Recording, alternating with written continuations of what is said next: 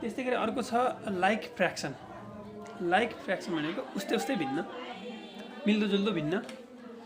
यदि दुईवटा भिन्नको हरमा रहेको सङ्ख्या एउटै छ भने त्यसलाई हामी लाइक फ्र्याक्सन भन्छौँ। दुईटा हुनु पऱ्यो, लाइक फ्र्याक्सन दुईटा हुनु पऱ्यो।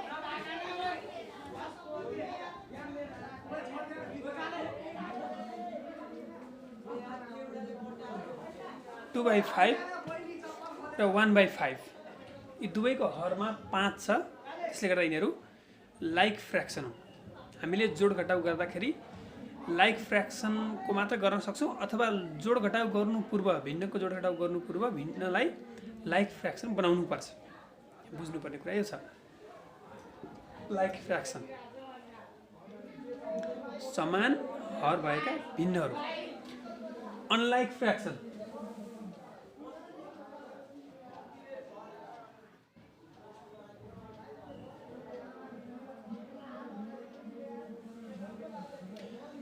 हर समान नभएका भिन्नहरू।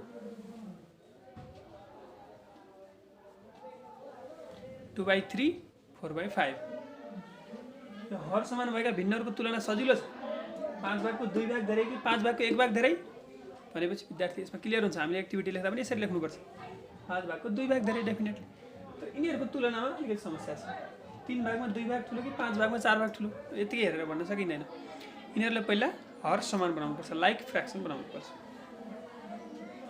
त्यसपछि अर्को छ इक्विभ्यालेन्ट फ्र्याक्सन।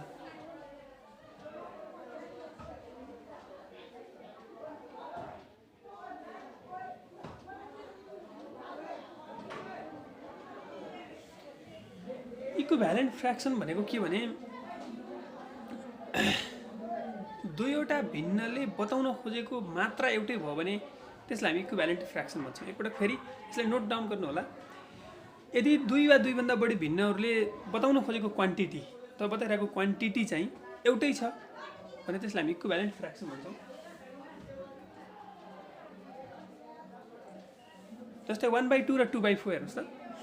2 भागमा 1 भाग भन्नु र 4 भागमा 2 भाग भन्नु आखिर उही हो, चिजहरू एउटै, नम्बर मात्रै फरक छ। यस्तोलाई हामी इक्विभ्यालेन्ट फ्र्याक्सन भन्छौँ। Equivalent fraction. अब यो भयो भिन्न। त्यसपछि आउनुहोस् दशमलवमा।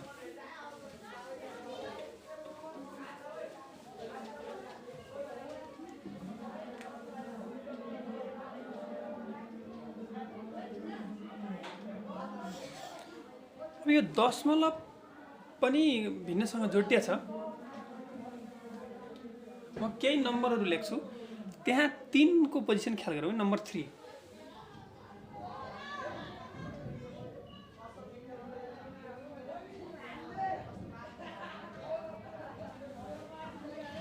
312 434 123।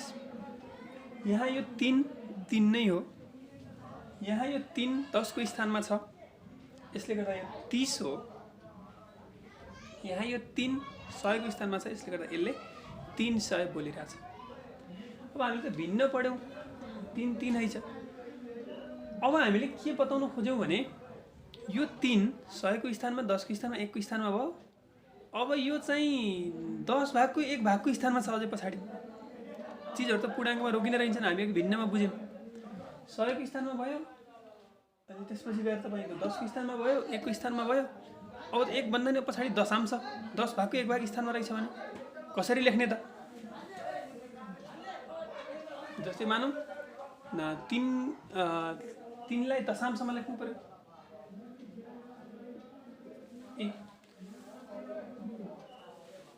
यो 3 थियो, यो 3 को 10 भागको 1 भाग भयो दशमलव। तर तल्लो कक्षामा यो सिकाउँदाखेरि तपाईँले भिन्नबाट सिकाउनु पर्छ। जस्तो कि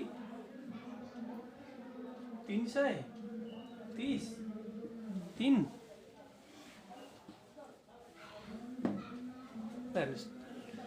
के भइरहेछ यहाँ? 3 को पछाडि दुईटा जिरो भयो भने यो 300 हुँदो रहेछ। 3 को पछाडि एउटा जिरो भयो भने यो 30 हुँदो रहेछ। 3 को पछाडि जिरो छैन, मात्र 3 छ भने त 3 नै हुने रहेछ, 3 एकाइ हुने रहेछ। के होला यदि 3 को अगाडि अर्थपूर्ण जिरो भयो भने? अर्थपूर्ण जिरो भनेको 03 त केही छैन, त्यो नम्बर 3 नै हो। अथवा 300 छ, 310 छ, 31 छ, 3 दशांशलाई कसरी लेख्ने भनेर छलफल चलाउनु पनि यो त्यो अभिव्यक्ति हो, 3 दशांशको सङ्केत हो। यसैलाई हामी दशमलव भन्छौँ। अब योभन्दा अगाडि बढ्दा 3 सयांश कसरी जनाउने होला? 3 सयांश, 3 सयांश 100 भागको 3 भाग जनाइरहेको छ। यसले 100 भाग 3 वटा जनाइरहेको थियो, यसले 100 भाग मध्ये 3 वटा जनाइरहेको छ। यसै गरी हजारांश। यसरी तपाईँले दशमलवको कन्सेप्ट दिनु पर्यो। दशमलवलाई र भिन्नलाई तपाईँलाई जोड्ने किसिमको प्रश्न सोध्यो भने तपाईँले त्यहाँ लेख्नुपर्छ उपयुक्त भिन्नको दशमलव जहिले पनि 0 पोइन्टमा हुन्छ।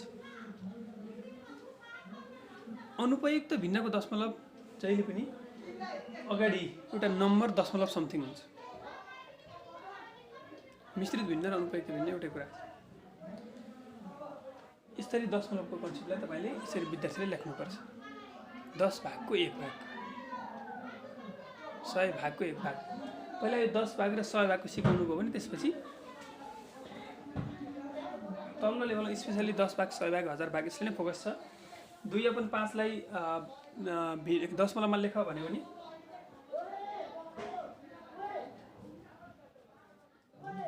पहिला तल हरमा चाहिँ 10 वा 100 बनाउनुस्, किनभने दशांशमा हामीले कुरा गर्न खोज्दैछौँ। 4/10 यो भनेको 10 भागको 4 भाग।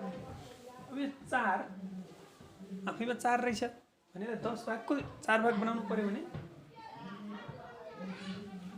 यो भिन्न भइहाल्यो। यसरी चाहिँ विद्यार्थीहरूलाई क्रियाकलाप गराउनुपर्छ। अब यसपछि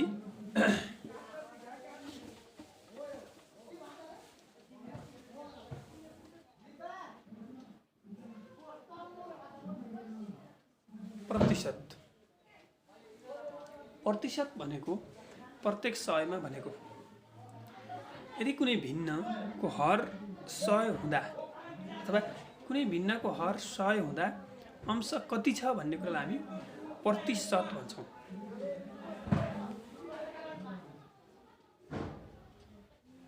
चार पनि 100 भागको 4 भाग, यसलाई हामी 4% भन्छौँ र यसरी लेख्छौँ। यो भाग होइन, यो रेखा अलिकति बाङ्गो पारेर लेखिन्छ। 4% हामीले यो उल्लेख गर्नु पर्यो परीक्षामा। यो नाम पनि काफी छ, प्रतिशत, प्रत्येक 100 मा। अब तपाईले यसलाई परीक्षामा लेख्दा वा विद्यार्थीलाई बुझाउँदा के कन्सेप्ट जोड्न सक्नुहुन्छ भने तिमीले बुवासँग पकेट खर्च माग्यौ, विद्यार्थीले एक एक्टिभिटी परीक्षामा लेख्दा पनि हुन्छ। तिमीले बुवासँग पकेट खर्च माग्यौ, तिम्रो बुवाको गोजीमा 20 रुपैयाँ रहेछ। अब 20 बाट कन्फ्युजन होला, सुरुमा 50 बाट सुरु गरौँ। तिम्रो बुवाको गोजीमा 50 रुपैयाँ रहेछ।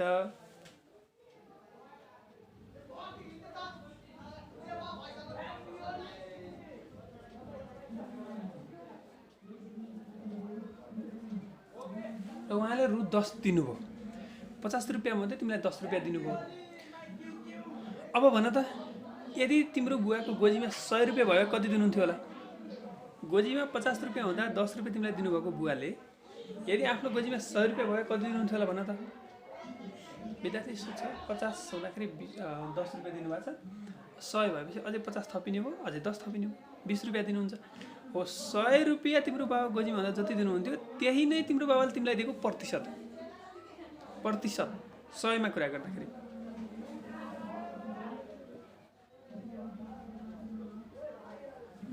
रु 100 मा 20 दिनु नै रहेछ। यसलाई हामी के लेख्न सक्छौँ?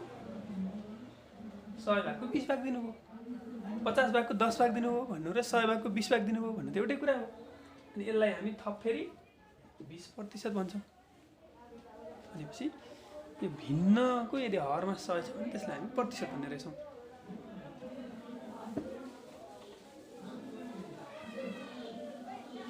अब यस्तै उदाहरण तपाईले 100 भन्दा माथिको नम्बरलाई दिन सक्नुहुन्छ। तपाईको बाबासँग 200 रुपैयाँ छ, बाबासँग अथवा मम्मीसँग, र तिमीले माग्दाखेरि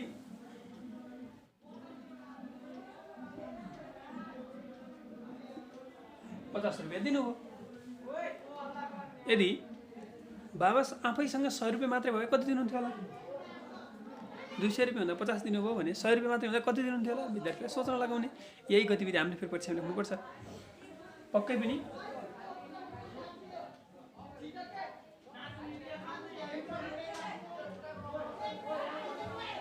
उहाँसँग यदि 100 रुपियाँ मात्रै भएको भए पक्कै 25 दिनुहुन्थ्यो। 200 हुँदा 50 दिएकोले 100 हुँदा 25 दिनुहुन्थ्यो। भनेपछि बुवाले मलाई चाहिँ आफू दिन भएको 100 भाग मध्ये 25 भाग दिनुभएको छ। हुन त उहाँसँग 200 रुपियाँ थियो, 200 मध्ये 50 भाग दिनुभएको थियो, तर उहाँले दिने जुन चाहिँ दर छ त्यो चाहिँ 100 भाग मध्येको 25 भाग रहेछ। भन्नुको मतलब बुवाले मलाई उसँग भएको पैसाको 25% दिनुभएको रहेछ। यसरी चाहिँ